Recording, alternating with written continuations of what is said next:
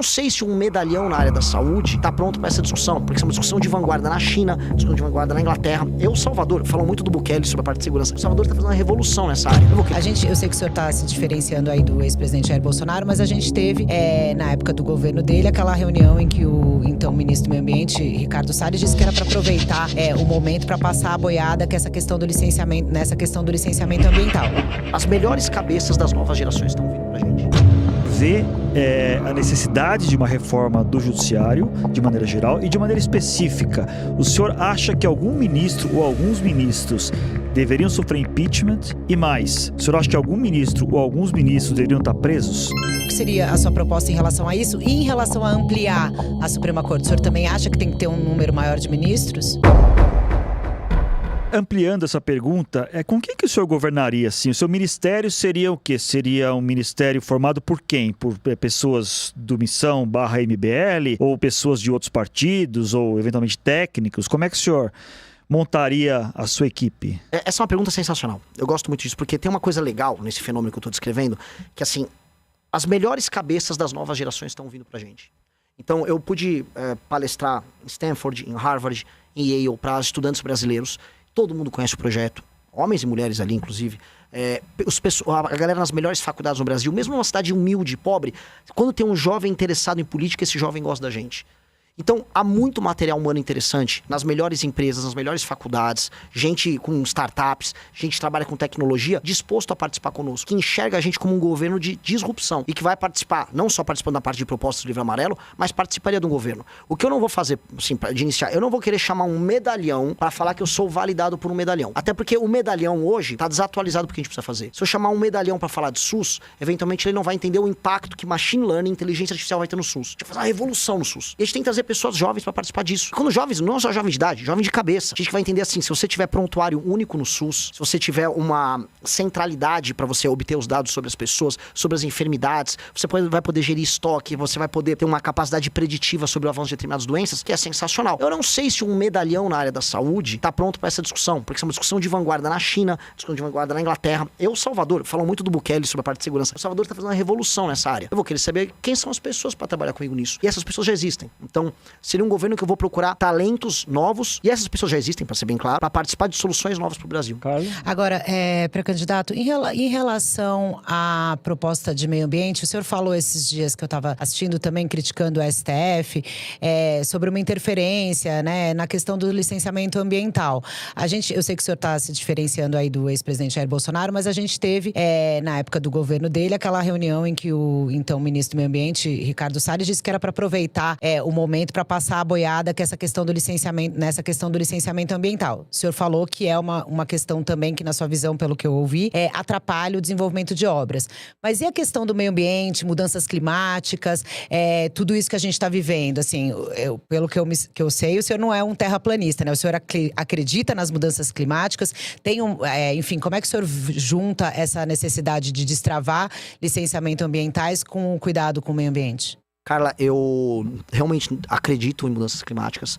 Eu sou um apaixonado pelos biomas brasileiros. O símbolo do nosso partido é uma onça, que é o maior felino das Américas. Acho que faz parte da nossa identidade cultural, nossos biomas. Não existe Nordeste sem eu falar da região do Agreste. Não existe o Nordeste sem eu falar da Caatinga, sem eu falar do Sertão. Não existe a Paulistânia na parte de Goiás sem eu não falar do Cerrado. Eu sou um defensor do agro, sou defensor do avanço das fronteiras agrícolas, mas sou defensor do Código Florestal. Vamos dizer, de uma relação saudável entre o agro e a nossa parte, vamos dizer, dos nossos setores produtivos, o desenvolvimento de uma infraestrutura séria num país muito pobre sem infraestrutura, isso impacta o custo do Brasil, e a defesa desses biomas. Se a gente defender, basicamente, lei e ordem, aplicação do nosso Código Florestal, que é o mais avançado do mundo, e das grandes nações, de longe é o mais avançado, né? Falar em mata ciliar com a sofisticação que a gente fala nessa parte ambiental, a gente não vê em nenhum outro lugar. Você vai visitar mata ciliar nos rios que cruzam a França, tem nada. Eles ficam cobrando da gente as coisas mais absurdas do mundo nesses acordos internacionais e eles não fazem o básico. Recuperações de área de conservação, a gente tem uma política que, se bem implementada, vai funcionar super bem. O que não pode acontecer é a defesa do meio ambiente ser utilizada como um mecanismo de lobby internacional para a sabotagem do Brasil como um player comercial internacional. E aí a gente pega o PSOL entrando no STF, junto com ONGs que recebem dinheiro dos nossos concorrentes diretos, para sabotar avanços da infraestrutura brasileira. E isso é sabotagem. Nós não podemos aceitar sabotagem. Sabotagem não pode ser aceita. E aí ainda tem um outro elemento que ninguém gosta de falar. A esquerda gosta de comprar a agenda ambiental. Não, nós somos ambientalistas. A maior parte dos crimes ambientais acontece nas cidades. E o principal deles é a ausência de saneamento básico. E quando a gente fala em investimentos em saneamento básico, em cobrança aos prefeitos sobre isso, todo mundo fecha o bico. Ninguém está falando, por exemplo, a calamidade de saneamento básico que existe nas cidades pequenas ao redor do Brasil. E que isso afeta, de maneira bem clara, os lençóis freáticos, as pessoas tomam água com coliformes fecais. Isso também é meio ambiente, só que as pessoas se esquecem disso. O marco do saneamento foi duramente combatido. Duramente combatido. E ninguém... né, isso não é meio ambiente. Isto é meio ambiente. Eu volto a colocar. As maiores violações e crimes contra o meio ambiente no Brasil acontecem em território urbano. E isso é jogado de lado, porque não é a historinha que querem contar. Querem contar assim, existe a nossa Amazônia, muito bonita, existe o agricultor malvado. Então, se tem um agricultor malvado que quer derrubar a nossa mata para botar um monte de boi, esse cara tem que ser muito preso, Carla. Eu sou totalmente, assim, isso é destruição de um ativo fundamental para o Brasil. Agora, dito isso, eu não vou cair no sentimentalismo para implementar a sabotagem, que é o que esses caras fazem. Isso eu não vou aceitar. A gente está se encaminhando já para o final do programa, mas eu queria falar um pouco mais sobre um tema que a gente pincelou, que é a questão do Judiciário, do Supremo Tribunal Federal. Como é que o senhor vê a necessidade de uma reforma do Judiciário, de maneira geral, e de maneira específica? O senhor acha que algum ministro ou alguns ministros deveriam sofrer impeachment? E mais, o senhor acha que algum ministro ou alguns ministros deveriam estar presos? Vamos lá. Começar do final, né? O escândalo do Banco Master nos deixou claro, muito claro, que havia uma relação promíscua entre, no mínimo, 2 ministros do STF e o senhor Vorcaro.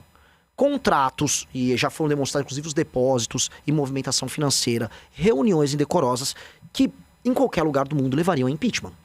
Aqui no Brasil não leva. Aqui no Brasil, o Gilmar Mendes vem a público dizer o que a imprensa pode ou não pode cobrir sobre o assunto.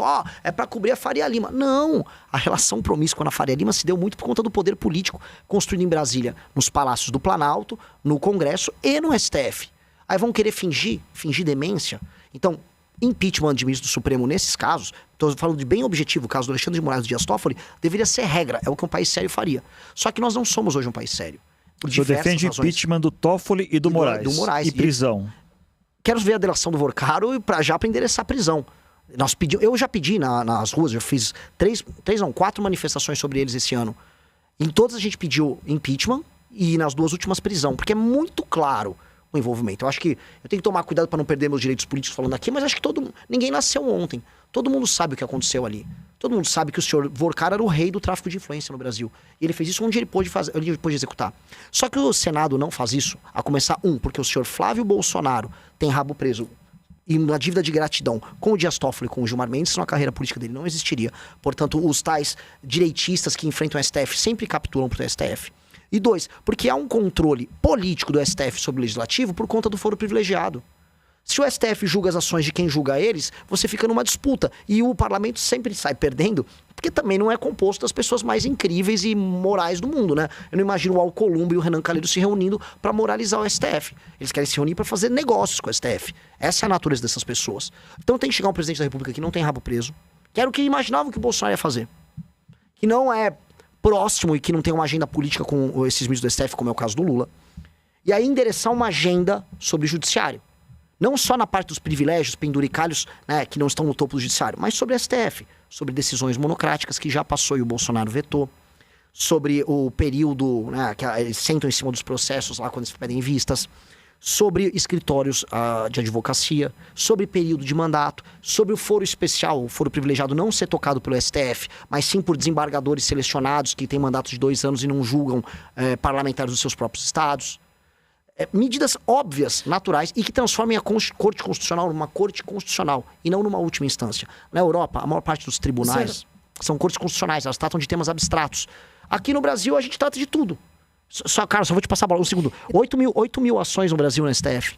Nos Estados Unidos, 50. Carla, quer fazer a última? Nós estamos terminando. É a última rapidinho. O senhor falou aí sobre tempo de mandato. O que seria a sua proposta em relação a isso? E em relação a ampliar a Suprema Corte? O senhor também acha que tem que ter um número maior de ministros?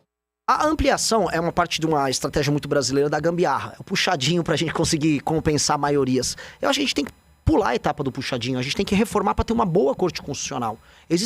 O Brasil forma muito advogado no Brasil. Existem grandes faculdades, existem grandes juristas no Brasil. Nós temos condições de ter bons ministros do STF, com mandatos, cumprindo apenas sua missão de defesa da Constituição brasileira.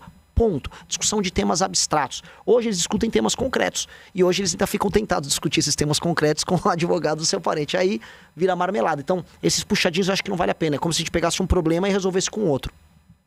Tá certo. Qual o tempo ideal de mandato? Desculpa. Não, Podemos discutir 10 anos, é um tempo bacana. E não vejo problema nenhum em... então, o Zema veio com essa proposta, acho que o Flávio também tá falando. Não, tem que ter 60 anos de idade. Isso, não precisa. idade mínima é 60 anos. Também não. não. Também já temos muitos problemas com gerontocracia no Brasil e manutenção de privilégios das gerações antigas. Pode ser 40 anos que seja. Se um jurista é brilhante, tem notório saber jurídico, tem capacidade de discussão de temas constitucionais, como existem muitos grandes professores na faculdade aí da USP que eu conheço, ora, pode ser um ministro do STF, tem um mandato, exerça e que tem o filtro de entrada para eles discutirem temas abstratos ligados à constitucionalidade e não casos concretos. Aí o Supremo volta para a caixinha, cuidamos das emendas para o Legislativo voltar a cuidar de temas nacionais e o Executivo executa, como qualquer lugar normal e democrático é. Eu, como um grande democrata, defendo isso. Pré-candidato, muito obrigado pela entrevista. A gente tá... Deixa eu ver se eu tô olhando para a câmera certa. Acho que tô, né? Sobrevivi à minha primeira experiência como âncora, apresentador. Espero tenha sido satisfatório. Agradeço ao pré-candidato Renan Santos pela conversa. Carla, obrigado, viu, pela parceria aí em Brasília. Obrigada a vocês. Vamos continuar acompanhando, né? Uma eleição, como eu disse na introdução aqui, que apenas está começando, vai ser muito agitada, muitos candidatos novos surgindo, temos meses pela frente muito intensos, uma eleição que vai ser certamente muito apertada. Vamos continuar acompanhando a sua campanha, assim que ela começar oficialmente, mas de pronto eu agradeço pela entrevista e nos falamos. Obrigado, Zanini. Obrigado, Carla. Obrigado a todos que nos assistiram. Foi muito bem na sua primeira condução. Me colocou contra a parede. É isso que tem que fazer mesmo. Espero que isso aconteça assim com como todos o senhor está aprendendo a ser presidente de partido, né? Eu tô aprendendo. Eu também preciso só ter o seu cabelo branco para ficar mais, né? O senhor vai chegar lá. Chegarei. Tá bom.